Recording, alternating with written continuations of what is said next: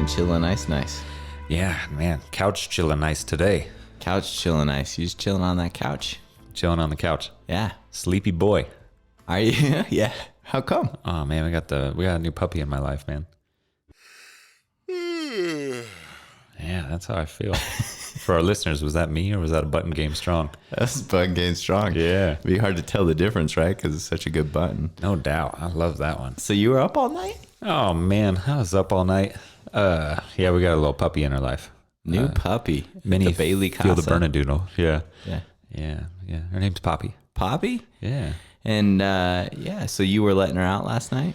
Yeah, no doubt. Stepped in some poo-poo caca of hers and named her after the old poppy plant. That's what I wanted to hear. So what happened? What was the incident with the poo-poo kaki? Oh, the poo-poo caca?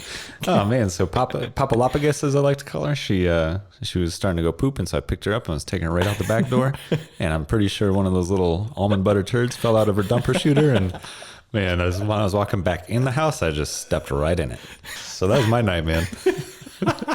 You look rested. Oh man, rested and enjoying this story. Yeah. Oh man, so it's good. So what we got on tap today, man? Well, today we're gonna jump in with that social media. Ooh. Yeah, Come on, I've been looking forward to this. yeah. I got a message that to pass along to you. So Yeah. I was talking to Hello Graham too, and she said, "So I heard you guys are gonna do social media." She was a little nervous. Why do you think she felt nervous? She thinks that we're gonna have a lot of evidence that it's not great for you. Oh, And Hello Graham too loves that social media. oh, so it's threatening. Yeah, so she's a little nervous about us jumping into this series. Okay, well, that makes sense. I'd be curious by the end of the series if she feels that same way or different. Yeah, I guess we'll find out, huh? Ooh. If she makes it to the end of the If series. she makes it to the end of the series. Yeah. Yeah, that makes sense. I mean, we're starting strong with the poo poo caca story. Papalopagus and the poo-poo caca. I thought we could harken back to our old days of going into the definition of something. Oh, I love that. Did you pull out some urbans? Yeah, I got some Urban Dictionary come for you on. today. Okay. So, social media, man, it could be such a broad scope. Like, even it's such a commonly used phrase, but for me, I also think, what does it entail? What does it not entail? Where's the boundary for what is social media? What's not social media? Yeah. So we got a couple of definitions here. Where do you want to start? Want to start with the Urban Dictionary or the MW? Let's finish with a something fun. Let's start with the MW. Okay. Yeah. Yeah, I thought you thought the MW was the fun one. Yeah. Nah, man. So this is what Merriam-Webster has to say about social media. It defines it as forms of electronic communication, such as websites for social networking and microblogging, through which users create online communities to share information, ideas, personal messages, and other content, such as videos. Let me try some. Yeah. Wow. Oh, yeah, she got me on that one.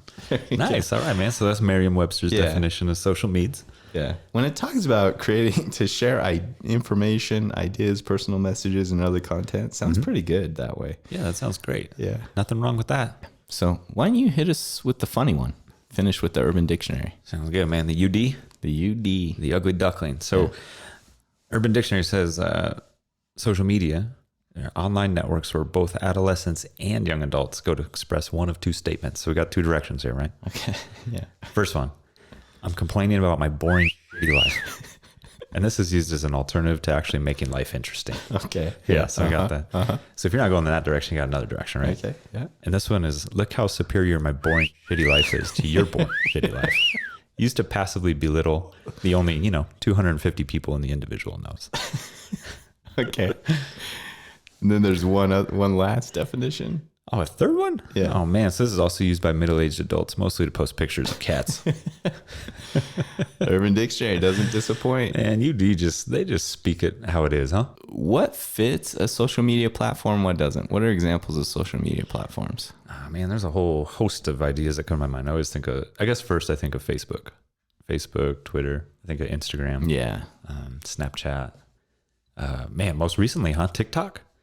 Yeah. Man, if you want information, TikTok, that's your source. Information? Information. Whether that information is true True or false? Should we define information? That might be a good idea. Because I don't know if TikTok's the place for information. Oh man. But TikTok is huge. It's huge with them kids, huh? Mm-hmm. Yeah. Man, Gen Z love them TikToks. Yeah. Yeah. So them chuggies aren't as much on them. The Chuggies? The chuggies. No, the Chuggies are posting the cat's photo, man, on Facebook. Posting the cat photos on Facebook with them kids. And then quotes about their coffee in the morning and how they're getting over their wine from the night before. Yeah. That's where they're at. Yeah. And the kids, they're on the TikToks. They're on the TikToks, man. Yeah. They're TikTok. talking about real things, man. Talking about real things. Talking about real things. I just don't know. So then what about something like Snapchat, the Snappity chat, and the WhatsApp? Yep. What about those things? Does that fit under social media? Yeah, according to your definition earlier, right? Yeah. Yeah, snippity snap and wiggity WhatsApp. Yeah.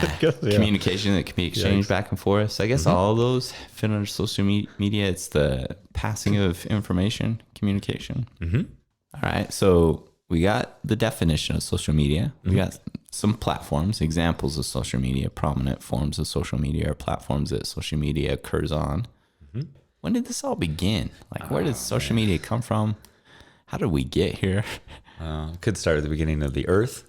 Yeah. We'll Big just pick Bang? up in like the 90s. Yeah, the 1990s. Isn't that the beginning? That's the beginning. Yeah, right around that. Those early 90s, man, when hip hop was good and grunge music was coming out regularly. Yeah, it is interesting because that time parallels, and obviously this is a big part of it, but parallels globalization, right? Yeah. Globalization. Yeah, of the internet. So like, yeah, those things are running parallel for sure. So some of the first social media sites, I've never heard of these, but GeoCities was actually considered the first social media site, which took place in 1994. Is that where you could see other people, or is that like early Google Earth, or what is no idea what GeoCities? GeoCities is. I think it was used within a company. It's just largely considered the first. Largely considered the first. Actually, yeah, so it was followed by Classmates.com, but 1997 was a platform called 6 Degrees, and that was actually largely considered the first social media site that as we kind of know it today. I see. People would register as users and develop profiles, have friends lists and affiliations. 97. 97, yeah. Wow, way back. Yeah, that's like, what, 25 years ago? Huh? Yeah, that was 97 is still like beeper era, right? Yeah, oh, for sure, man. Yeah. So you'd hit that 6 degrees on the old computer that had the big box. Yeah, dial-up internet and the whole thing. Yeah. Yeah, right. Wait for the dial-up to jump onto 6 degrees. Yeah, and so a whole lot was developing, but things weren't coming out in a sense until 2003 is really kind of when MySpace and Facebook, which surprised me, were both founded within 2 months of each other. In 2 months, Facebook and MySpace, one of those. Yeah, having a little more longevity to it. One kept its steam, huh? Yeah. Yeah. So just to kind of give a sense of what this looked like and how fast social media grew. So in 2003, you have MySpace and Facebook, right? And then Facebook was actually originally started as Face Mash, which whoever decided, let's change this name, like, thank you on behalf of the planet. A terrible name. So Face Mash, potato. Face Meta? Yeah. Meta Face Mash? Yeah, now it's Meta. Yeah. Face Meta Book Mash. Metaverse Mash? Golly, man. Yeah. So that all took place in 03, and then Facebook became Facebook in 04. 2004. 2004. Facebook gets dialed. Yeah, and so things are coming out pretty rapidly at this point. So in 05, you have YouTube. Yeah. 06, you have Twitter. In 09, you have a WhatsApp. Instagram makes its appearance in October of 2010. Oof. Yeah. Snapchat in 2011. Tinder in 2012. And then Facebook acquired Instagram in 2012. There were some major changes around there. And then, that's a big one. Yeah. And then TikTok in September 2016. Them ticketer talks. Them tickety talks. Yeah. And Yeah. so that happened about 5-6 years ago. So then the question on everyone's mind is, when did Dr. Chinchilla Nice first enter social media, first jump on a social media platform? Yeah, man. I was thinking, like, I was wondering when we were going through this, like, what was our first experience with social media, right? Yeah. And for me, it was, I had to look up some dates, but it was 04. So MySpace came out in 03, but I remember it was in 04. Wait. So to look up dates, did you go to your MySpace account? Can you even get to it? I don't even know that I could get to it. That would be really fun to see if I could uncover, man. Golly. Yeah. Yes, it was '04. And I just remember a friend of mine that I was going to college with had asked me about this thing called MySpace. Like, Yeah. hey, have you ever heard of this? You should get a profile. Yeah, And I just remember being totally baffled. Like, what are you talking about? Yeah. This is on the internet. Like, this is before phones and, like the iPhone and that sort of thing. Smartphones. Yeah, smartphones. And so, yeah, it made no sense to me whatsoever. So I remember her showing me her profile, and she was like pretty emoed out, So like, As one did in 2004. as one did in the early 2000s for sure. So I remember like she logged in, and then an Under Oath song came out from one of their popular albums at the time, and so that started playing. And then I So remember, it automatically, so you open her page, yeah, boom, Under Oath. it plays this Under Oath song. It has her profile with like her quote or whatever, and then I can't remember what it was called, but like a wall. Yeah. You had 8 friends that you could put on your wall or something like that. And then I saw all their photos, and being emo at the time, Yeah, right? yeah, yeah. Like it was just like one-eyed photos of 8 different people with like black and white hair. With black and white hair Yeah. brushed over one eye. And so I remember that was my first experience with MySpace. And just being like, what is this? And I remember I signed up for MySpace when I moved back from Los Angeles to Flagstaff. And my reasoning was kind of like, oh, we could use this to stay in touch with people. Oh, yeah. Yeah. To keep in touch with friends. Yeah. Well, so check the show notes. In the description, we'll include a link to Cody's MySpace. Good God. Let's compare and contrast social media to other maybe ways that the world advanced in terms of how it communicated.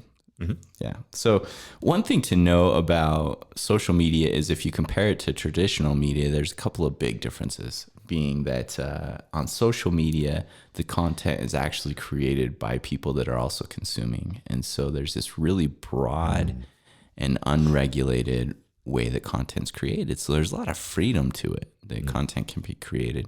That also means that different than traditional media, where there's fact checking or regulatory systems in place for copyright or things like that, there's not a lot of regulation to it. So there's a lot of freedom, but then not a lot of oversight, and the people that are creating it, it's a really broad spectrum, and the people that are consuming it is a really broad spectrum. Okay. Yeah. So you can consume information, then also produce information with very limited confines. Yeah, a lot of freedom. A lot of freedom. Yeah. Okay. And, you mentioned this may compare to, or how it would compare historically to, the printing press being created in terms of how broad of a scale it has an influence. I mentioned that? Well, I mentioned that to you. That sounds like an original thought of mine. I mentioned that This to thing you. reminds me of this thing. I mentioned that to you, and then you did a really good job looking a lot of information up about that. Oh, man. Yeah, well, it does compare to the printing press in some ways, yeah? Let's go back to one of my favorite years in the world, 1440. Yeah. You got the homie Johannes Gutenberg. Oh, Johann. Johann, which would translate into good mountain, I believe, in German. Something to that effect, or good hill. Something. Gutenberg. Gutenberg, yeah. So 1440, the printing press gets developed by Johannes Gutenberg. Yeah. And over the course of 60 years, it had basically grown throughout Western Europe. Yeah. And it led to profound economic growth, and it led to an ability of people to be able to consume a lot of knowledge, past knowledge, as they were printing prior works, and then also producing new knowledge as well. Yeah. To disseminate information. Yeah. Yeah, and this is also when bookmaking became commercialized, and the original, some of the first laws surrounding copyrights were developed. Yeah. So that was kind of a fascinating, interesting thing. So it's when they started to put regulatory bodies even early in, but so over a 6-year span, it becomes this pervasive thing where people can produce and consume It took information in Western Europe. 60 years. Yeah. 60 years. Yeah. Until it was really getting steam. Yeah. That's interesting. So then how does that compare? The dates you were throwing out there for like MySpace and stuff, that was 2003 MySpace and Face Mash. So it's like roughly 20 years that's been around. Yeah. Yeah. So on a comparative scale, how broad of an influence or how broadly is social media consumed? Yeah, so I think, some stats that we were able to look up, right, is that when it comes to the number of Facebook accounts, that nearly half of the globe has a Facebook account. So we're looking at 3.58 billion people. And that would be related to any one of their companies, right? Like Instagram or Facebook or whatever. So Facebook core companies like WhatsApp, Instagram, Facebook, any of those. Yeah. And so again, roughly half of the Earth's human population has an account with one of those sites. I do think also when you look at these statistics, though, what always goes through my mind is some people have multiple accounts, right? So it's like the equivalent number of accounts similar to the number of half the global population, but maybe not half the global population or close to half the global population that actually has an account. Yeah, so then that might lead us to look at daily active users. Yeah, so this would be like unique number of people using social media in a day. Yeah. And then that number approaches 2 billion. It's 1.84. 2 billion. Yeah, Yeah, bananas. it's like a quarter. like a quarter of the Earth. Yeah, human population. It's bananas. On average, people spend about 20 hours a month. Yeah. Mostly in mobile platform, using the phone, and then mostly under the age of 35. Then to give an idea of the scale of growth, in 2003 Face Mash came out. When did it hit the first billion? And then right now it's several billion. Yeah. Yeah, you can really see that growth happening, right? So we were saying 60 years for the printing press, and then it was about 9 years for social media to reach 1 billion. So it was 2012. Billion. 9 years, and then it's been like 10 years since then. It's more than doubled that. Yeah.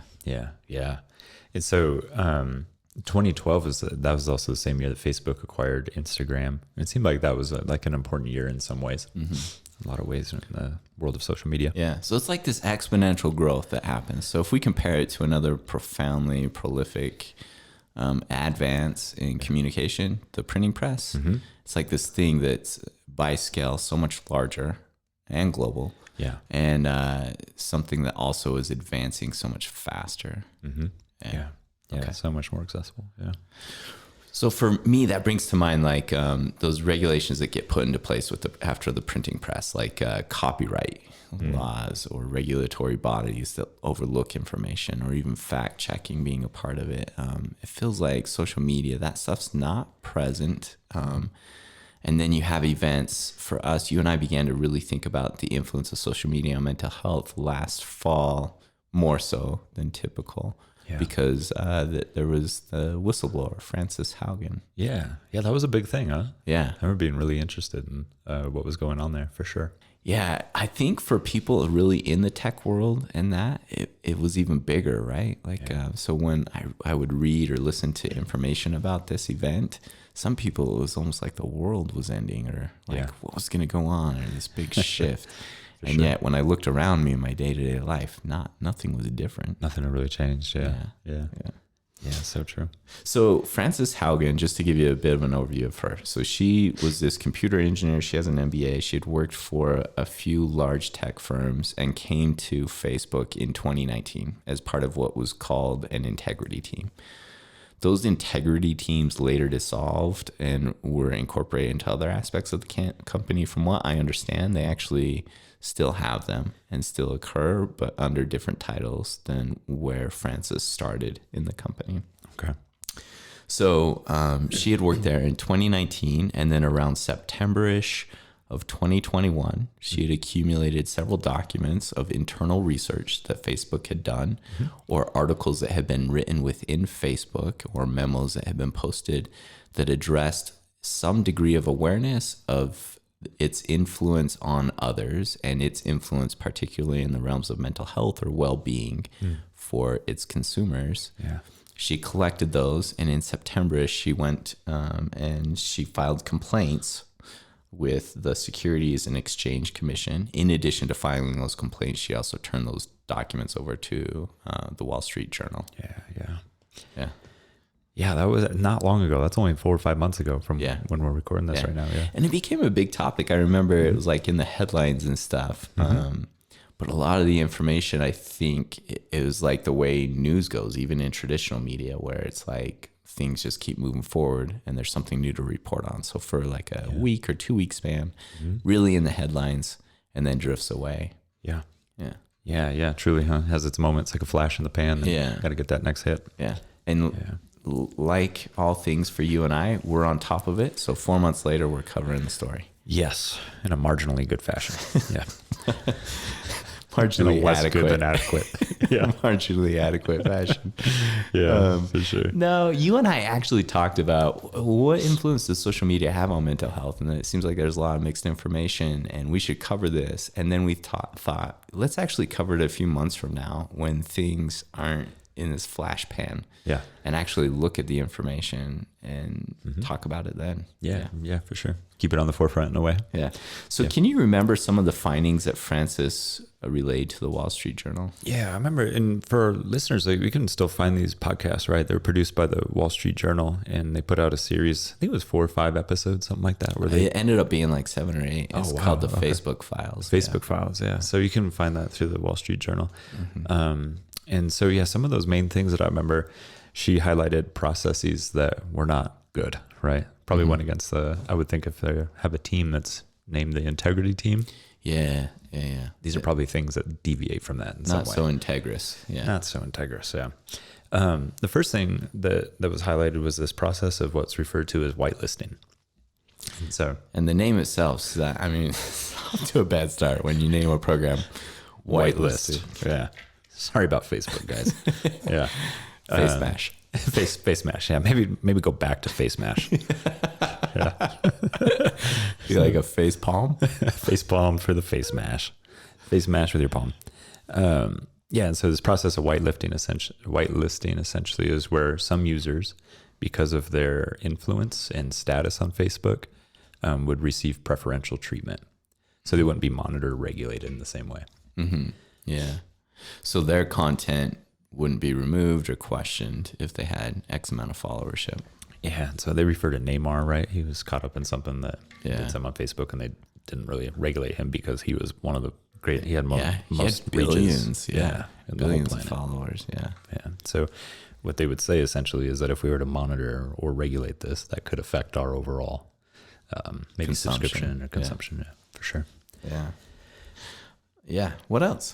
Man, that second one, this one's really relates to our work, yeah. But there was a lot of evidence of negative effects, particularly on teens, and particularly in relationship to teen girls and eating disorders.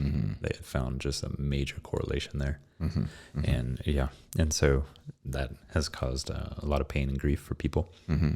So inconsistent policy that favored the people that had large scholarships, and then some negative mental health effects that they themselves discovered. Yeah. Man, the third one for me, this one's mind blowing, right? Like, these are all not good. The third one is that essentially that Facebook was aware that human trafficking was taking place and that this would continue to occur without stated efforts even being followed through or stopping it in any sort of way. Yeah. So they would say, here's kind of what we're doing and allowing for this thing to keep unfolding. Yeah. Yeah. They would kind of say we're doing this, and they weren't in terms of like pulling posts down or being aware of. And I think it's important also to define when they talk about human trafficking here. I actually think to a larger scale, they're referencing like people that sign up to do like cleaning or homework from one country going to another country, often going from a third world country to a more developed country, but then being enslaved essentially, like having their visas taken away by whatever company they show up for, and then being paid very little and treated very poorly. Yeah, just totally taken advantage of. Yeah, like enslaved essentially. Yeah. And so that continues to happen on a large scale. It continues, as far as I understand, to this day. Yeah, that was how they painted the picture for sure. What about the last major bullet point? Oh man, this is the thing. This is a thing for sure. Is the algorithm by which the whole thing operates. Yeah. So the algorithm essentially determines what information you'll be exposed to. Yeah. And so there was a big shift in 2018 to algorithm that that Facebook documented. It's their documents, and that the Wall Street Journal reported on based on Frances Haugen's revelation to us. The shift in the algorithm wasn't secret. Like that was known. They actually announced it. They said it was an effort to make sure more close and personal relationships came to the top of an individual's newsfeed versus unsolicited ads or other information. But the algorithm actually favors any post that generates activity, such as reshares or likes, right? And so it turned out that more salacious content was the content that would go to the top of people's feeds. People became more and more polarized as they would consume the information, and it went along. Yeah. Essentially, it would just hack that the emotion for disgust in humans, and then that was the thing that we'd react to and engage with, and that would be the thing that gets naturally promoted through it. Yeah. Yeah. So the algorithm, and that's still a thing, right? That's still a thing. You're a huge fan of the algorithm. Man, if there's one thing I love in this world, it's a good algorithm. And I'm under just like, how from this algorithm can I engage it in such a way that I expose myself unintentionally to just terrible information? Yeah. Also, don't you get super pumped to post something on the Beyond Flag Instagram because you know the algorithm is going to be so supportive? Yeah, I know. Once we throw something out there, it's just gonna be buried below everyone's feeds. Yeah, for sure. It is frustrating, and I do remember that shift. Like, I remember that when it went from like a chronological. You just see people who would post, and this happened 1 minute ago, 30 minutes ago, whatever. And then it went to. I remember thinking like, why am I getting posts from 4 days ago? This makes no sense. And I remember also it was probably around that time really becoming like dissatisfied with the product itself. Yeah. Didn't work for you the way that you wanted it. Like you wanted to see what your friends were posting. Yeah, for sure. Yeah. And the best way to do that is through a chronological feed, essentially, or I don't know, I'm not a tech expert, but I would think that the best way that we understand now is through that. So Facebook actually posted a bunch of response. They responded literally to the Wall Street Journal series, posting the same information that Francis did, and going over kind of detail by detail about how they felt misrepresented or what the programs were intended for. So in that first one, you talk about that whitelisting. They actually said that was a program to ensure they called it like a double checking program or like a regulatory checking program where the certain postings would be reviewed to see if they were matching what the policy said. And then coincidentally, posts that have really large followership, they tend to not be held to the same standard somehow. So their answer here actually is kind of confusing to me. Some of their other answers make a little bit of sense. This one, they said that it was just double checking to make sure the policy was enforced, but all the examples show the policy not being enforced 2 times instead of 1 and continuing. That's one for me is my answer is yeah. So that was their response. Now with the mental health and the teenage girls, the information specific also to like body image issues and eating disordered behaviors, they actually found a lot of evidence to show that Facebook or that social media can promote relationships and provide positive experiences. And there is evidence that shows that. So there's evidence that shows positive outcomes, particularly for adolescents in use of those products. So they would say, well, that information's there, but also there's all these benefits that come from it too that have been demonstrated, or there are these results that actually don't show an effect, good or bad. And so they pointed to these internal studies they had that either showed neutral or positive benefits, particularly for teens. Okay. In regard to mental health. They're trying to say there's a both and kind of thing happening here. Yeah. Or they actually say it like this. They say that there's more positive than there is negative. Yeah, I have the same response as I did to the double check one. Okay, we're just trying to be fair here. Okay, yeah. Throw it out there. So, and then when they talk about the human trafficking, they point to all their successes in shutting down some big operations. So this is similar to their previous statement. They point to, well, here's this case and this case and this case that shut down tens of thousands and sometimes hundreds of thousands of posts or potential effect from it. And so they do actually have evidence showing they've had a large effect on reducing human trafficking posts on their website, but they also have evidence showing that there it still occurs, and some that should be caught in their regulatory policies sneak through. They get there. Yeah. Yeah. That makes sense. Yeah. I think on that one, my response is, tell me more. Yeah. Here's their last response is they point to, when it comes to the algorithm, they say, well, the intent was to make sure that people you most engage with, or the posts that are most engaging that are close to you, those would be the ones we wanted you to see rather than marketing ads. And I don't know. This comes down to a question of what was their intent. Is it to protect the growth and consumption of their entity? When they made the algorithm change, it was following their worst year of growth. They actually had a decline in users in 2017. And so some people say, no, you guys were creating that to try and propel the platform. Yeah. And by propel, success being defined as the number of users and the amount of money that it brought in. And they say, no, it was to do the personal feed. I think, I don't know. I kind of trust them that they were trying to do right, but they have evidence showing that the outcome of that did the opposite of what they were intending. At this point, 3 years in, they know, based on their own internal research, that the algorithm actually increases polarization and misinformation. Yeah. And it continues. Yeah. But they say the intent wasn't that. Sure. So that's Say, You're very cynical. We're doing that reverse role thing. Yeah, we're doing that reverse role thing. That is strange. We're going to need to, you and I are going to have to understand that. How does that work in this situation?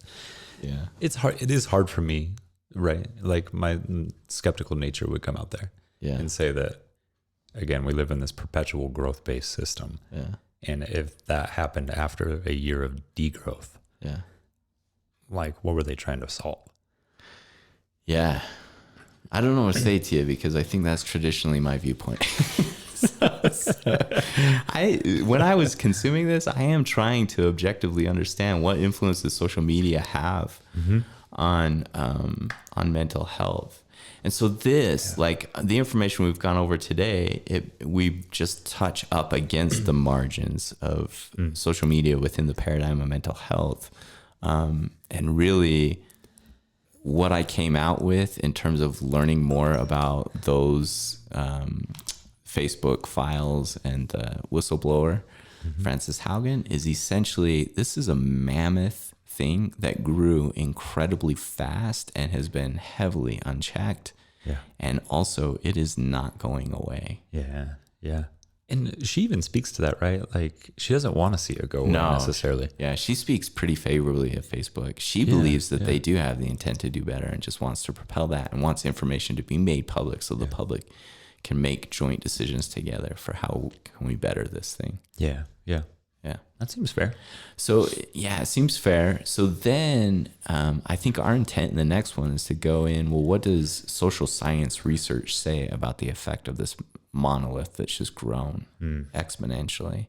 Yeah. And there are research findings. Some of them are conflicted or lead to a lot of gray. Like the finding that Facebook has where users actually reported feeling better in their mood and well-being through the use of the platform, largely also with adolescents. That's true. Yeah. Like they do have those results. Whether the methodology is sound or not could be questionable because they collect it based on self-report. But they have evidence for that the same way there's evidence that it has a negative impact. So it really is like, well, do people use this to connect? Because that was what its stated mission was. Yeah. Or does it actually lead to being more disconnected to an individual self or to others? Yeah. Yeah. What I'll say be curious you? to see what that second episode uncovers for us. Keeping people on the edge of their seats. Ooh. Wow. You want the wow? Esperio. There we go. Yeah, I'm good with that. So that one and then the womp womp, those are like probably the Beyond Flag staple buttons. Yeah, there we go. Okay. For sure. So on the docket, let's dip into exactly what does social science research say about social media. Sounds good. And then after that, we'll have one more episode. Yeah. Yeah, we're gonna have one more episode because it's pretty gray, and it may be a bit about how you qualitatively consume. So yeah, Okay. intention. Huh. Yeah, Yeah. a little cliffhanger for people. Huh? Yeah, people on the edge of their seat. I can tell. 6 weeks from now. Yes. So why don't you take us out by shouting us out? No doubt. You can always find us on the interwebs, www.beyondflag.com, flag spelled. FLG. And we are also on those social medias that we were talking about today. You can find us on the IG, that is beyond_flag. And we are also on the Twitter. And I know we always say this, but we literally only just have a profile. And it's hanging out there in the Twitterverse. We've posted historically. We've posted, when was our last post? And most important, I don't know, but most importantly, look for the link to Cody's MySpace page. Oh, no. All right, take care. Lovies.